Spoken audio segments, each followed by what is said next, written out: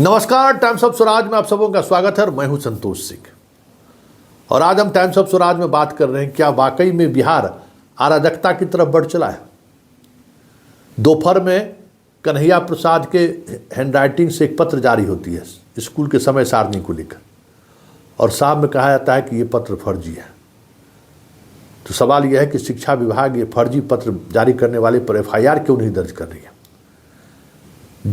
FIR तो तुरंत दर्ज होना चाहिए ना, कि इस तरीके से फर्जी लेटर जारी होने की वजह से सारे मीडिया हाउस में इस तरीके की खबरें चली हैं और दस्तखत तो एक ही जैसा लग रहा है।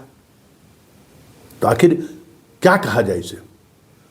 जिस तरीके से सदन में शिक्षा मंत्री बोल चुके हैं, सदन में मुख्यमंत्री बोल चुके हैं, इसके बावजूद भी अपर मुख्य सचिव इसको लेकर पत्र निकालने के बजाय मौखिक तरीके से बात कर रहे हैं।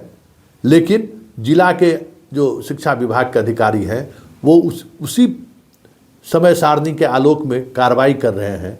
ऐसे में शिक्षक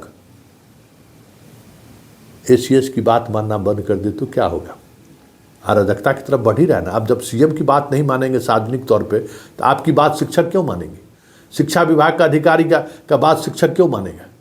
और अगर ये प्रवृत्ति बढ़ी तो इसे क्या कहेंगे भाई।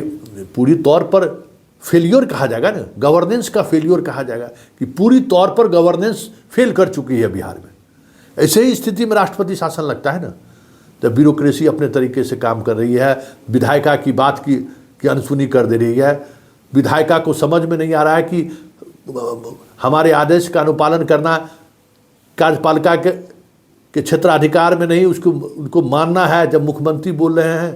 लेकिन कोई किसी को कुछ सुनने को तैयार नहीं है। लेकिन कहा यह जा रहा है कि ये पत्र तो कन्हैया प्रसाद ने जारी किया है, वो भी शिक्षा मंत्री के आदेश पर। चर्चा तो यही है, डिनाई किए हैं, फर्जी हैं, केस करिए।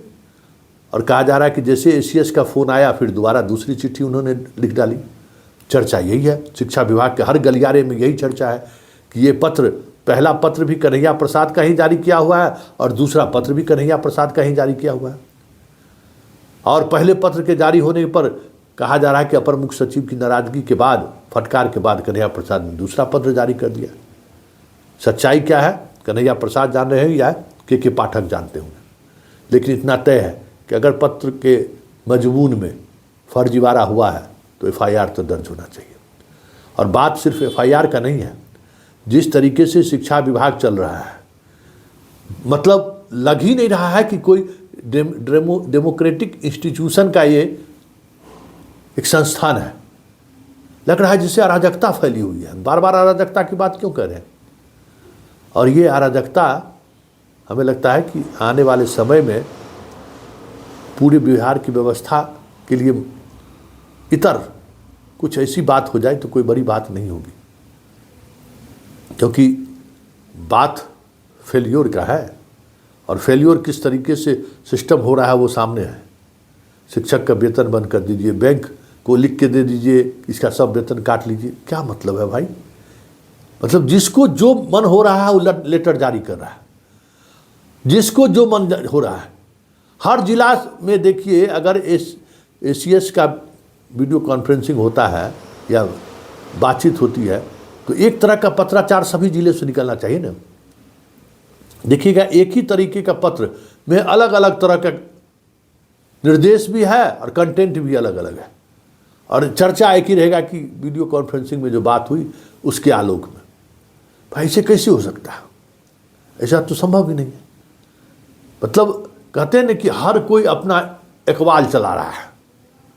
मतलब अराजकता की पराकाष्ठा आप कह सकते हो कि हर कोई अपना इकबाल चला रहा है, जिसको जैसे मन हो रहा है चला रहा है। कोई थाली खरीदवाने में मस्त है, कोई मध्याह्न भोजन चुराने में मस्त है, कोई 2 नंबर कंप्यूटर सप्लाई करने में मस्त है, कोई सेट बनाने में फर्जीवाड़ा करने में मस्त है। मतलब जो लूट सके सो लूट, कोई देखने वाला नहीं है। तो स्वाभाविक तौर पर ना कि मुख्यमंत्री के बात अगर आप नहीं मानिएगा तो वो चीज़ें तो नीचे तक जाएगी। देखिए आगे आगे होता है क्या। लेकिन इतना तय है कि जिस दौर से बिहार गुजर रहा है वो दौर अराजकता का दौर है, यह कहने में अब कोई गुरेज नहीं रहा।